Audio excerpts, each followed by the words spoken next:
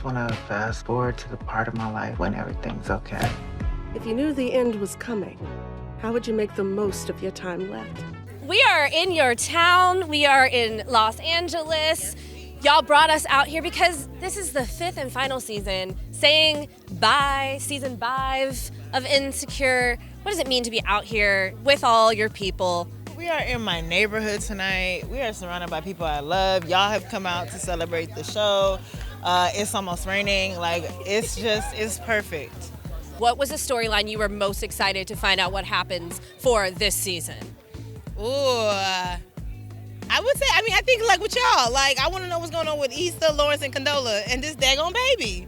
How this gonna work? I don't think he really figures it out until we get to the other end of the season. Like I think so much of his journey in this season is like, what is fatherhood? Like, what does that mean? Am I gonna be here? Am I not gonna be here? Right? Because Condola gave him the out of, if you want to be involved, you can, and if not, then cool. So I think that is really what this season is all about for him. I am not Team Lawrence. So mad about the Condola baby. So I like Jay Ellis as a person and an actor. He's great. I've always been like, come on, you can do better. Issa D, girl, you can do better. Listen, I know the internets are, they're not always the nicest, but here we are. Here we are. They are not. They have a lot of thoughts and feelings about Condola. And you know what? I don't blame them. I will say, though, that Condola didn't impregnate herself, so she didn't do it alone. So why aren't y'all shading Lawrence? It's confusing. But no, they have a lot of fun with the show, and I've never worked on anything where the internet is so invested, and it's been pretty fun.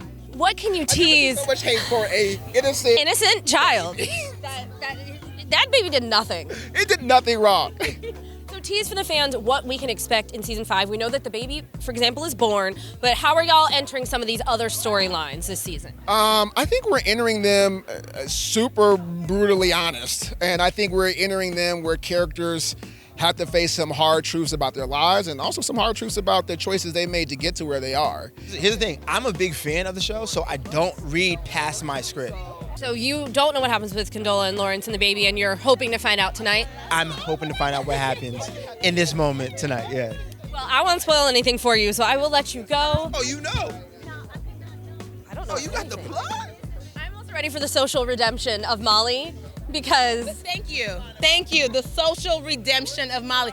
Molly should have never actually been crucified on anybody's cross, because she's been a good friend. How long did it take for you and Ted to get back? We were fake back before we were back.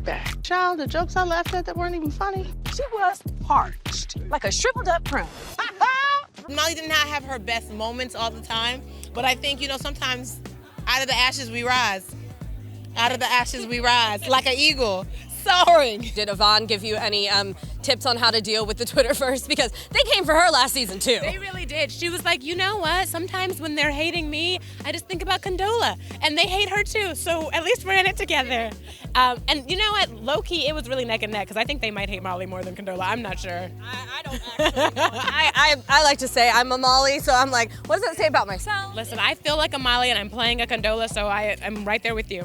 When you think about the fan love, the legacy of this series, what does it mean to be at this 5th and final season premiere? I feel like we just did everything we could, you know what I mean? So I don't feel like sad, or I feel sad that I won't see these people every day in the same way and work with them every day, but in terms of did I feel like we told every story we could the best way we could and just give people what we thought was our best? I feel like I don't know what more we could have done. I really hope that people do embrace the show like I embrace, Moesha and Living Single and Fresh Prince and all these other shows that shaped me. If it inspires another generation of little black girls, of older black girls to be like, I can do this, or I want to do my own version, or I want to do better, then we have done our jobs. Is that me? Oh shit, throwback me? I forgot how cute I look with twists. So what are you doing here? No, it's our 10-year reunion and Stanford asked me to speak on a panel. I know it'd be a big deal, yes! The legacy of Issa is showing that you can tell a personal story that's specific to you, and not only will it be accessible, but people can love it. And I think also she's done an amazing job not only of uplifting and celebrating black people in Los Angeles, but also celebrating Los Angeles. We got to celebrate black love. We got to celebrate black culture. I'm from South Central L.A. We got to celebrate South Central LA. We've never seen South Central LA portrayed this way on television before. You know, it's usually like, you know, this is where the gangs are, and this is south of the 10, and it's like, don't go there. But it's like, no, there's a lot of beauty in South Central LA, including all of us on this show. For Black culture and for millennials, this is the staple show. This is this concise body of work that's amazing and that they have thought out through and through. And so from start to finish, I'm so proud of her. I'm proud of Issa, yeah, for what she's doing for Black people and LA.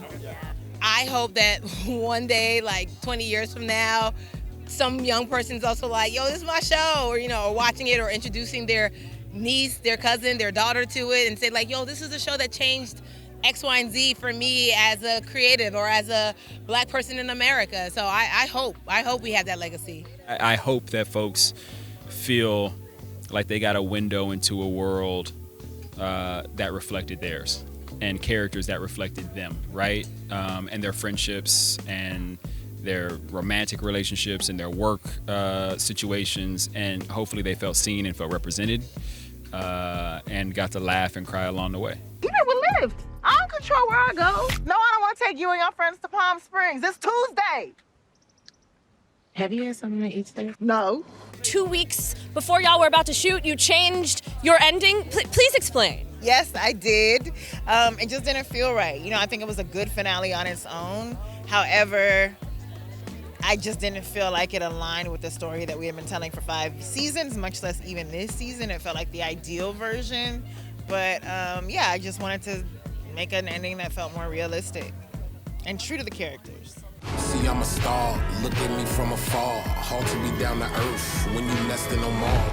How would you want to be remembered? Don't act like I'm average. You want me home.